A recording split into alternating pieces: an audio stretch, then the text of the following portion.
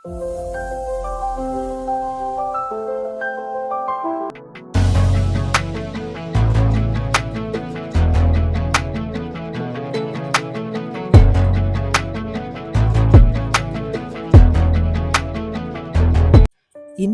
நாம் வாசிக்கப் போகும் சங்கீதம் 96.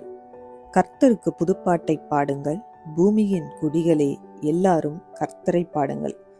கர்த்தரை பாடி அவருடைய நாமத்தை ஸ்தோத்தரித்து நாளுக்கு நாள் அவருடைய இரட்சிப்பை சுவிசேஷமாய் அறிவியுங்கள். ஜாதிகளுக்குள் அவருடைய மகிமையையும் சகல ஜனங்களுக்குள்ளும் அவருடைய அதிசயங்களையும் விவரித்து சொல்லுங்கள். கர்த்தர் பெரியவரும் மிகவும் ஸ்தோத்திரிக்கப்படத்தக்கவருமாயிருக்கிறார். எல்லா தேவர்களிலும் பயப்படத்தக்கவர் அவரே. சகல ஜனங்களுடைய தேவர்களும் விக்கிரகங்கள் தானே. கர்த்தரோ வானங்களை உண்டாக்கினவர். மகிமையும் கனமும் அவர் சமூகத்தில் இருக்கிறது. வல்லமையும் மகத்துவமும் அவர் பரிசுத்த ஸ்தலத்தில் உள்ளது. ஜனங்களின் வம்சங்களே, கர்த்தருக்கு மகிமையையும் வல்லமையையும் செலுத்துங்கள். கர்த்தருக்கே அதை செலுத்துங்கள்.